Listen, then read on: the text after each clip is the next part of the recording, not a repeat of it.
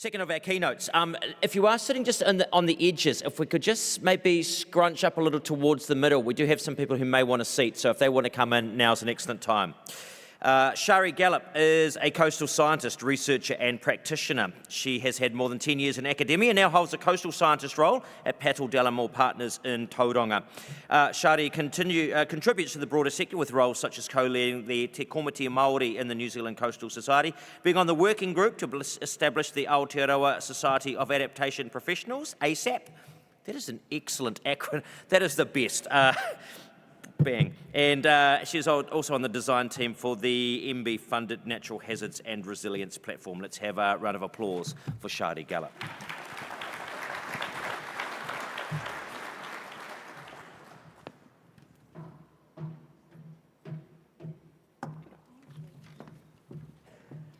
Kia ora tātou. Ka mihi nui ki te iwi kāinga, ki a Ngāti Whakaue, he mihi mahana ki a koutou e hoa mā.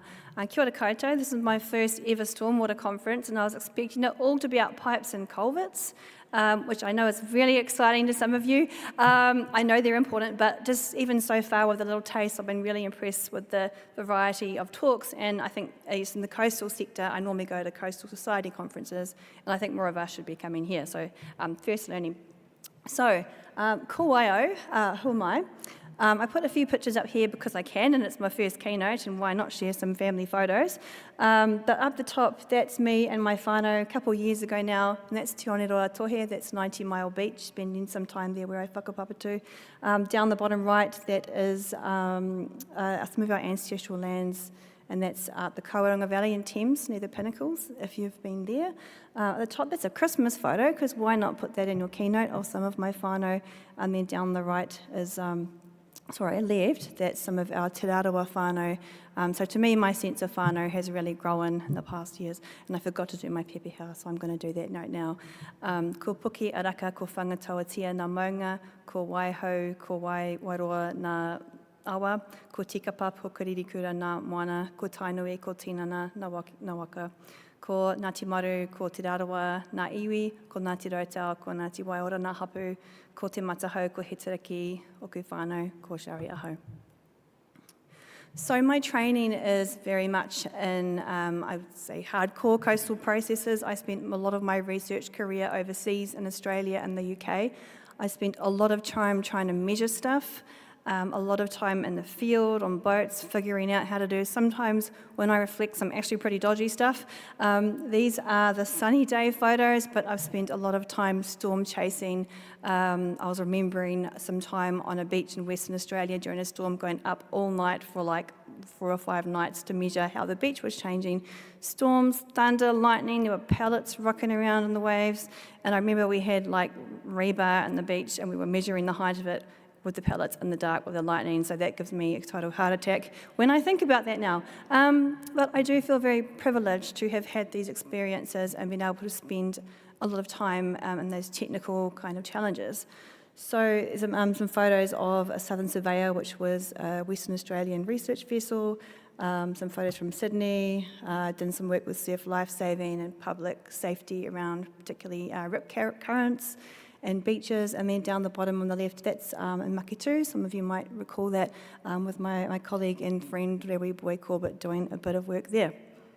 So I didn't expect to be where I am today doing what I'm doing, which is kind of interesting. I didn't really have a plan, just kind of ended up here.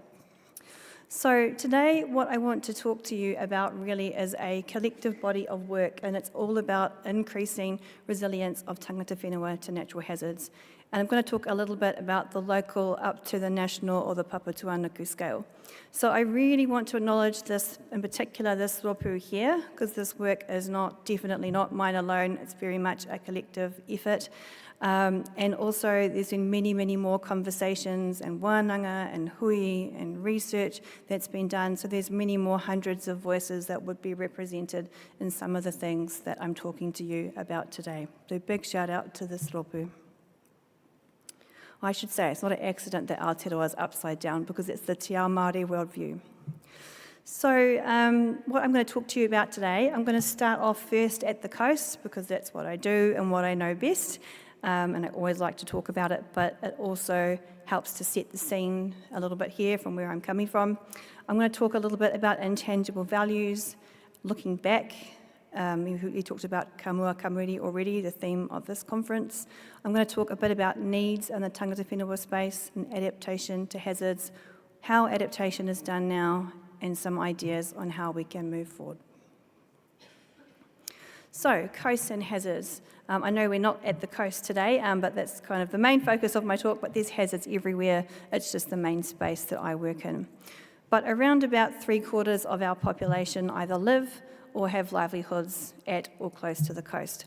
Now this map here, this shows just the coastal marae around the country, of which there's about 200 or so, and you can see some kind of key areas like sort of Taitokoro, Bay of Plenty. There's an awful lot of marae on the coast. And this is work by my colleague and also friend Akuhata Bailey-Winiata, who as of yesterday is now Dr. Bailey-Winiata, which I think is pretty awesome. I did tell him I was going to announce that today. And I know that some of his whanaunga are in the room as well, so big kia ora to you. So we've just heard from Chris about how there's still a lot of focus on risk response rather than reduction. So it was really cool to hear a little bit about what the insurance sector is thinking about in this space as well. But we're not good enough at thinking long term and being proactive. And it's hard, it can be expensive, it can be hard to put the resources up front. I get that. And while we have had lots of progress in nature-based solutions, there's still, in general, a pretty strong focus on structural protection. So at the coast, that's things like levees and seawalls, and land use rules, so things like minimum floor levels. But as we heard from Chris as well, we have climate change and we have this really increase in disruption. So this is not a sustainable model for us moving forward financially. It's not sustainable for our well-being. It's not sustainable for te taiao. It's not sustainable in any way that you look at it. So here in Aotearoa and also elsewhere, don't get me wrong, there's a long way to go, but there has been more of a shift towards the rich knowledge of hazards and adaptation that Indigenous peoples, including Māori, have. I do want to mention te tiriti. So when we're talking about hazards, adaptation, and probably a lot of the work that you're all involved in, this is really central. In te tiriti, there is a duty by the Crown to take care of Māori taonga, whenua, fisheries, and forests. And we know that there's been a lot of failures to uphold that. And if we think about the principles of te tiriti and how we would like to go about our work, things like partnership, co-governance, good faith, duty of care, development, opportunities. There's a lot in there that we should be drawing from in the way that we go about our work. So ko wai'o, I am weaving a little bit about my personal journey in here today. I was reflecting about what makes a good keynote, and there's all kinds of ways you could do that, but I wanted to share just a little bit about my career journey because that might identify with some of you in the room, and I really enjoy learning about where people have come from and how they got where they are. So I moved back to Aotearoa about 6 years ago now, after being away for 10 odd years in Aussie and the UK. And I remember I had an interview at the University of Waikato, my previous employer, and they said something like, how are you going to integrate mātauranga Māori into your work, and could you come and teach this for us? And I'd never heard this word mātauranga before. I didn't know what that meant.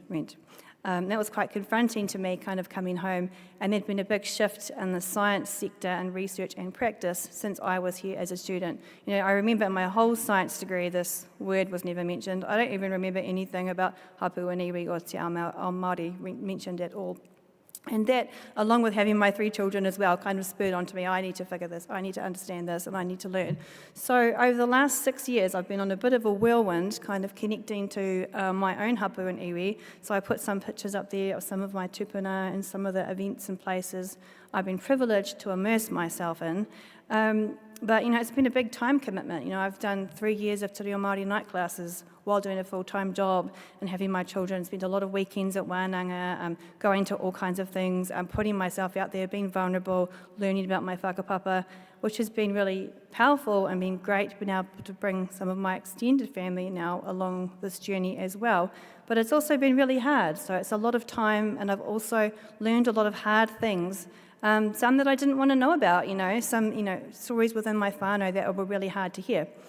But when I come now and think about hazards and adaptation, it is personal. I've learned things about land loss and confiscation on my own whānau, and I can see the impacts that's having today. I recently learned about a couple of my tupuna in Thames, and they're buried in a urupa, which is in someone's backyard with a road cutting through it. And there's been a big fight by my whānau just to even, the council whānau did a survey to actually really identify where these urupa were, but they're still in someone's backyard, So this, all of these things comes into this hazards and adaptation, and it is personal and it is political. So, kua ngaro I te ngaro o te moa. And I put this in here because, number one, I've always been really fascinated by the moa since I was a kid, and I just wanted to put it in my presentation. But also, for my Te Reo Māori night classes, we did a small research topic, and this is the one that I chose. And I wanted to find out, just kind of stories and kōrero about the moa. It was only online, so I wasn't talking with anyone or anything like that. Heaps of science stuff, archaeology, all those things. That one of the things that really intrigued me was finding these whakatauki. So there's several Māori proverbs or whakatauki about moa. And this one says something like, dead as the moa is dead, or lost as the moa is lost. And to me, this kind of illustrates several things. The first, the mana of the moa, that it's remembered in this way. It was obviously very impactful taonga species. It also is kind of a sense of loss. We've lost something, and it's also kind of a warning as well. And to me, this whakatauki just kind of represents that really powerful connection between te taiao, between species, between language and culture and words and knowledge and practices. And it's harder to think about these intangible values when we can't immediately see and touch it, or it might be from a knowledge system that we're not as familiar with. But I'm trying to be better at learning how do we better understand how to bring this into our work, because at the end of the day, money's important, it comes and goes, the land remains. So how do we go about doing this? So first, looking back, and again, this is work by Dr. Bailey Winiata. He's going to hate me when I tell him what I did to him today. But he's been very happy to share this work here. And this is some work from his PhD thesis. And this map here, this is from a textual analysis. So what he did, he went and looked at some databases of English-only resources. So it's quite a narrow scope. This doesn't include any oral history. But he just wanted to find out how many times, or get a picture of how pa and marae might have moved in response to hazards in the past. So this is due to all kinds of hazards. So we've got earthquakes, erosion, flooding, landslides, submarines, tsunami. And this would very, very much be just the very tip of the iceberg, because we know from having many conversations there is an awful lot more than this. And one of the reasons why Akuhata wanted to do this was because he wanted to kind of bring for the forefront that Māori do know a lot about hazards, right? And there's a long history of adaptation to hazards. Even if you think right back of that great migration, the journey from Hawaii to here, imagine the level of adaptation that would have been required to do that as well. So there's a lot of stories in every single one of these. And he went and connected with his own whakapapa, which was really awesome, using kaupapa Māori research. And he looked at the Tarawera, the 1886 Tarawera eruption, which happened not too far from here. So I just want to acknowledge first that, this is a difficult thing to talk about, especially for those whānau involved. So I just really want to acknowledge them and Akuhata's work and the losses that happened here on this day. So in 1886, when Tarawera erupted, we can see this depiction here. So Akuhata went and interviewed much of his whānau at Tūhourangi, and he learned some things. So he really wanted to know about how did that process work, what were the enablers, what helped that, and what things could we learn that we might be able to draw from today. So one of the things that he learned was about tuku whenua, or land gifting. So when this happened, there was more than 10 offers, I think it was around 15 that he knows of, offers of whenua from around the country for displaced whānau to go and live at.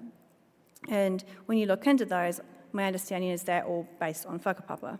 And the one that was taken up was actually from Ngāti Maru, which is my iwi up in Thames, to whakapapa. So it was kind of cool to learn that connection through this. And I used to say that whakapapa pops up in unexpected ways, but now I think it's expected ways. So I flipped my narrative on the way that I think about that. There was lots of talks around how the bricks and mortar is the easy part. We have a lot of focus on the building and the kind of physical assets, which is important, don't get me wrong, but there was also a strong feeling that it's that connection to the whenua and those sometimes intangible values that's the really hard part. And when we were looking at why, or he was looking at, I should say, why was that land gift from Ngāti Maru taken up? It was whakapapa, but there was also opportunities there. At that time, it was the gold mining industry, so there was opportunities for whānau to sustain themselves and to thrive. And eventually, that land was gifted back to Ngāti Maru, so it wasn't a monetary transaction. So you can go and read Akuhata's paper online, but just a couple of quotes that he suggested I share with you today. The first one is about Ruamoko, the god of earthquakes, and this quote says, "As shaking, we need to pay the price of not putting the baby to sleep properly. Te Paia and some of the people of Tūhaurangi saw a ghost waka, and these were all tohu, so they knew something was up." Now, at the time, remember there was a thriving tourism industry here of the pink and white terraces, and I understand that not everybody was happy with the way things were going. And there's also this reference to tohu, so, that's a common, become more commonly understood in our industry, tohu, or indicators of things that have happened or are about to happen.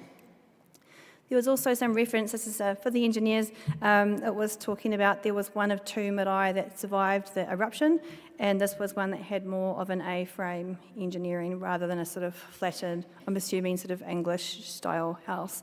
So there's a lot of richness in this corridor that we can learn from today. Is the context different? Sure it is, but there's still a lot of power in this corridor, and imagine how much more, if we look at that map, there'll be many, many more stories that are not on there that could be learned from. So what is happening now? So I want to touch on this wānanga. I've seen a couple of people here today who were at this wānanga, and this was hosted by Lara Taylor and Akuhata, funded by the Resilient Science Challenge, and this was hosted by Whakaue Marae and Makatu. Back in 2023 now, time flies, but this was really focused on Māori adaptation to hazards and climate change. There was a call out at the time for submissions on the government's community-led Managed Retreat bill, and we did a submission for that after this. But it was really about coming together and creating this space specifically for Māori to come together. And you can see this word cloud there. That was some of the words that people gave in the room on the day of what they felt was needed in a Māori-led adaptation framework or process. So it's things like mana restored, resilience, mana motuhake, but it's actually really, really diverse as well. You can go watch the video online. So my key takeaway from being at this wānanga was, first of all, that there was just an overwhelming agreement in this room that we need spaces like this, where tangata whenua can come together, we can learn and support each other and move forward. That was the first thing. But also we asked, or they asked, I should say, what is needed? And this went through into our submission eventually. But these were some of the needs that were identified. Number one, need for a whakahauroa, te tiriti-centric approach for climate adaptation. That's a whakahauroa on that photo there, I'll come back to that. Empowerment from central and local government. Equitable funding models that are long-term, sustainable and transparent, and that also allow time to work for mamae. So there's a lot of, or growth I should say, in funding, particularly from regional councils, these sort of smaller $20,000 to $40,000 sort of range grants for communities, and that's been really good, and there's been some really great work come from those, but there is still, what next? And it's always time and energy to apply for these things as well. And what are we going to do in the long term, and how are we going to sustain that? So that's still a big gap. And I put that allow time to work through mamae, because not everybody is ready to have the conversation about adaptation, or the thought of moving your marae or papakainga, or how to look after your tupuna and your urupa. And sometimes we need to allow the time to kind of work through things. Mamae means pain, by the way. And the fourth one was building and resourcing capability and capacity for both tangata whenua and tangata tiriti, which is critical for this waka. So how are we adapting now? I think Jonathan this morning mentioned DAP. This is one tool, so this is not used everywhere, but it is very common at the moment. It's recommended by MFE, Dynamic Adaptive Pathways Planning. So I'm not going to go into the details on this, but this is just one tool, but it is most commonly used at the moment by local government across the country. So you can see a typical kind of a generic sort of a DAP map. You might have seen those before, sort of looks like a metro map. And basically it's a way to make decisions and for the short and the long term when we have deep uncertainty. Like we know sea level is going to rise, but we don't know how much and when. But we can't just sit here and do nothing. So we need to make plans now for the short term and then the longer term when those solutions are no longer going to be viable. And I put some giraffes on there and some other nice pictures because DAP is used in a lot of places, not just at the coast. So I know it's been used in zoos, for wastewater, ski chalets, stadiums. It's used in the Defence Force. It's quite a flexible tool that was originally developed in the Netherlands. So this is work led by Judy Lawrence, and we did a bit of a review of local government-led coastal-focused DAPs. So it is, one snapshot. But we wanted to see, it's been 10 years now. How are we doing? So please go and read the paper if you want the full details. I'm just sharing a few ideas today. But firstly, what we found is that in general, the partnerships with mana whenua were not that well developed and often not very clear as well. We had to go asking a lot of people questions to find things out. 9 out of 10 of these plans did reference Te Tiriti somewhere. Sometimes it was kind of buried in a cultural values assessment, and it generally wasn't very clear how it was kind of upheld in the process. We found that, for the most part, Māori are participants rather than leading or significantly influencing the process. There was also quite limited information on how mātauranga was incorporated into the process. So sometimes it was things like identification of wahitapu, sometimes iwi management plans were referenced, sometimes a cultural values assessment was made, but when it came down to sort of making the decisions, it wasn't always very clear how this was done. And I do acknowledge there's been work done since then. It was really cool to hear about the mana whenua risk framework this morning, which I'm keen to learn more about. But overall, there's a need for partnerships and better understanding of te ao Māori and how we do adaptation. Also, I wanted to mention this cherry picking of values. So this was picked up in a report by Ihirangi a few years ago. We're quite good at siloing things. Sometimes we might mention the right sort of things, but then when it comes down to actually doing something with it, we kind of put it over here and over there. And sometimes that happens with the values like kaitiakitanga, manaakitanga, which are really important concepts, but sometimes they're kind of washed over.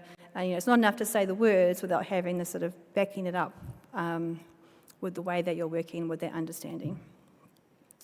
And also weaving of freedom empowerment, that was another key message from that work as well. It's really easy when you've got these big teams, these big projects, we're all technically good at what we do. Unless you're really, really intentional about this and build it in and resource it, it can quite easily and unintentionally slide off the table. So what can we do? So this is a framework which is still a draft. This is in Akuhata's thesis, and we're going to do some more work on this and hopefully publish it. This is a Waka Haurua framework. This has been used as concept before in a few different spaces. So this is just one draft of how this framework might work in adaptation to hazards. So you can see there's some different parts of the waka. First of all, there's 2 hiwi or hulls. So one hull represents, in this case, tangata tiriti, and the other hull represents tangata whenua. So these 2 hulls, they can float and go and do their own thing, no worries on their own. They don't actually need each other, but they can also come together. So in this case, they're joined by the papa noho or the deck. And then there's different masts, and the sails represent the different knowledge systems, and the hoi represents the steering or autonomous decisions by whānau, hapu and iwi. Now you can see the little cloud up there, so that's the huarere, that's the weather. So we know hard stuff's going to happen. It could be actual weather, it could be the politics, it could be the finances, whatever it is. We know that stuff is going to happen. But if our waka is strong, we can go and navigate that and get back on track. Now around the outside, it's a bit hard to see on here, but this is just to remind us, it's not just about the waka itself, it's the actual process of building the waka is really, really important. And that process needs to be the importance of it and the resourcing of this process needs to be upheld. You know, what are the pieces of the waka? Who do we need to be on our waka? How are we going to work together? How are we going to support each other? How do we make sure we're on track? Do we need to upgrade? Do we need to throw anyone off? Maybe we need to do that too. But, you know, the waka is nobody gets left behind, right? So that's what it's about. It's about working together for these better outcomes so that we can weather those challenges. So what's next with all of this? We've received some funding from GNS through the next resilience platform, which is called National Hazards and Resilience Platform. So we're focusing this, we're working on it now to figure out how we're going to do it, but we're going to focus on trying to build up this kind of work to look at Papatūānuku on national scale resilience to hazards and how can we do that. This will use kaupapa Māori methods like wānanga and kōrero, which I've touched on today. We're going to try and build this waka haurawa in a national network. I don't know how we're going to do all this, so please talk to me after if you have ideas. Providing a platform like was held in Ngāti Whakaue that day. A big focus on capacity building, and we've been discussing the importance of facilitation a lot, so that's one area that we're really going to focus on in this, and building capability and capacity across the motu. And we've been talking about resources as well. There's whole lots of stuff out there already that is just not being communicated in an appropriate or trusted way for hapu and iwi to use in some cases. So just a few questions to think on maybe in your work. Could a waka haurawa approach help build a foundation in your work for equitable, sustainable decisions and infrastructure? That framework is very flexible. You can use it in lots of different ways that suits your project and your location. How do we create space in our projects and our processes for those intangible values? Have we got enough focus on that intergenerational and collective well-being? You know, we get stuck in the details sometimes, which is important, but are we keeping that bigger, broader lens? How can we weave in capacity and capability building? This doesn't always have to be some huge thing with this huge amount of investment. If you really look and pay attention, there's often chances that you can do this in the work that you're already doing. And are we weaving in a thread of empowerment rather than participation? So the second to last slide, is that we're all people first, you know, and we're all on our personal journeys. I shared just a little bit of mine with you today. It's okay to be vulnerable. I don't think we're good enough at that sometimes in our industries. And also, sometimes the right person to disrupt things, it might be you. You know, I'm not always the loudest person in the room, the most knowledgeable or any of those things, but, you know, sometimes I'm there and I know that I've got this kind of network of others. And do I get stuff wrong? Sure, I get stuff wrong. Sometimes I get a growling. But, you know, overall, trying to keep my focus on that kind of goal of, you know, resilience, holistic, intergenerational, improving things for te taiao. So please do be in touch. I'll be around for the rest of today. I'll put my email up here. So if you have any ideas, I'd love to talk to you. If you want to help build this waka that we don't know how exactly we're going to do it yet, please come and talk to me as well. Or also you can get in touch with others of the team. So kia ora.